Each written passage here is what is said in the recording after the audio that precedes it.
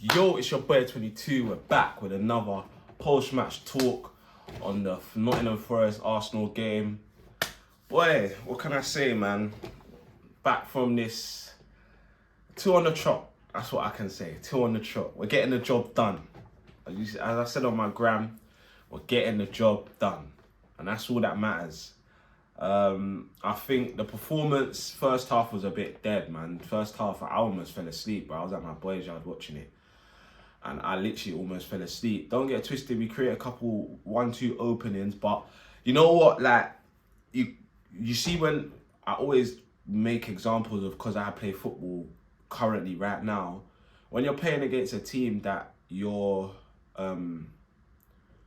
better than, clearly, like, they're gonna sit back, they're gonna have a very low block. So it's hard to find passes where I'm seeing people saying that we need to penetrate more, and you gotta be patient with these teams. And I always make this example also of teams like City and that.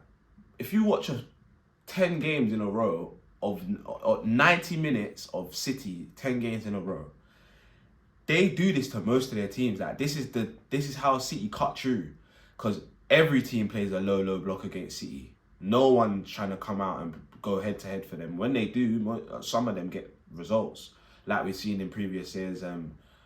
Sometimes they get like counter attacked a lot, but some teams that have actually said, you know what, let's just go at them, sometimes they've come out with a result. But most of the time, City play against these low blocks, yeah? And they find a way. They're patient, and you have to be patient in these games against these type of teams that are, credit to Nottingham Forest, they defended well in the first half. They nullified us. I don't think we had any shots on target, no shots on target, something like that. So they done well to keep us quiet in the first half. I think second half they tried to come out against us a little bit more, and that helped us. That helped us find spaces in behind, helped us break on them a few times, and that's how we got our second goal. And I think Jesus was class with the first. He should have scored a chance before it where he hit the post. He buoyed it. I can't lie. That's the criticism for Jesus. I was watching someone else say, if you needed to know what Jesus was like what type of player he is, this game was the perfect game for you to watch. He missed the chance he should have scored. He scored a harder chance in my eyes, because the finish was actually, the angle was mad tight. So for him to pull off that finish, it was crazy, but he's capable of that. And then you see the mad bits of trickery and flair, and do you get me?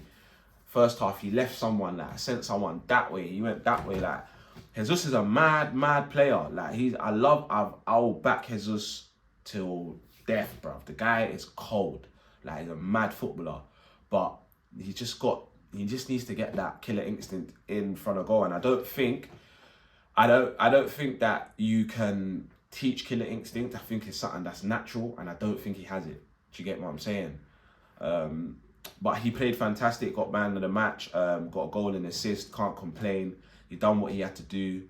And I'm happy, I'm happy, even though he missed that first chance, he kept going, he didn't stop, and he got his reward. Saka was back to himself, done very well. Great finish on the right foot. Confident finish. He was back going at defenders, nicking shots. Like, this is what I want to see from Bukayo, man.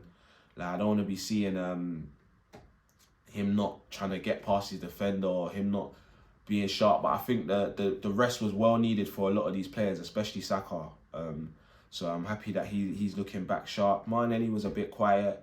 Midfield was good to decent as usual. I loved Emil Smith-Rowe. In that LCM role. I think he done very well. Got good minutes under his belt. I think he just adds that little bit more electricity in the team. He gives a little bit more in terms of on the ball, being a bit sharper, being a bit more, just making them runs in behind with a bit more intensity, and he just looks a bit sharper in there. And if he's fit, I'm playing him over Havertz every day of the week. Zinchenko played well. See him and Ben White getting into a little madness. I think because we conceded that goal. But I love seeing that. As I saw Arteta say it, me personally as a player, I don't like a change room where things go wrong and no one wants to point each other out, and it's not it's obviously how you go about it, but you got to be able to say, yo bro, that weren't good enough, like you're better than that. And I think that's what them lot was. That's normal in football, obviously, because the cameras caught it. They make it a bigger situation than it needs to be. But I love seeing that from my players because it's demanding high standards from each other. I think the goal we conceded, it's unfortunate we conceded the goal. Our knee done very well to the way he used his body against Saliba was good. I'm not really gonna get onto Saliba too tough. He tried to header the ball, got bodied. It happens to all defenders, the best of them, Van Dijk's, all of them.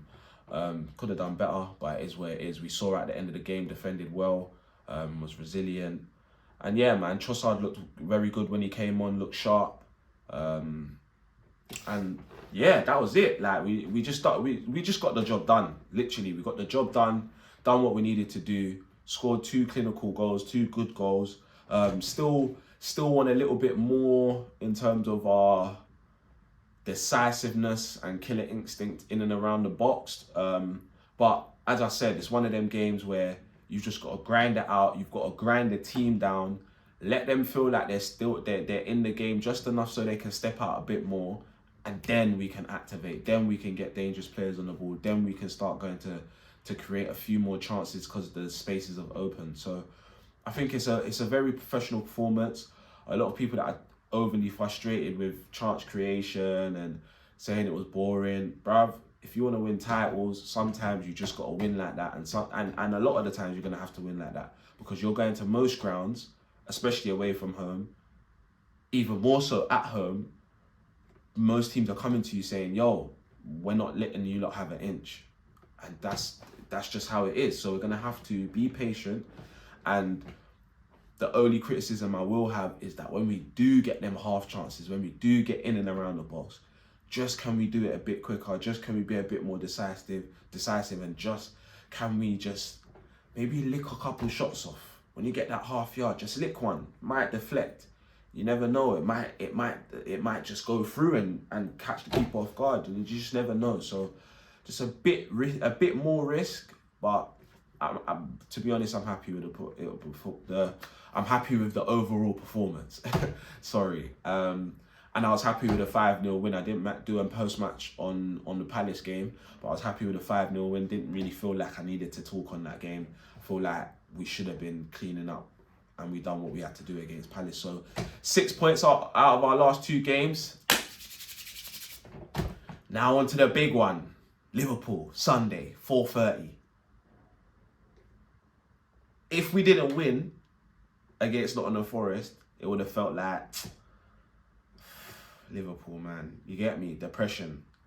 But the fact we won, now we're going into that game with something to play for. Like, we got to get 3 points. I don't want to even get a point. I want to beat these man.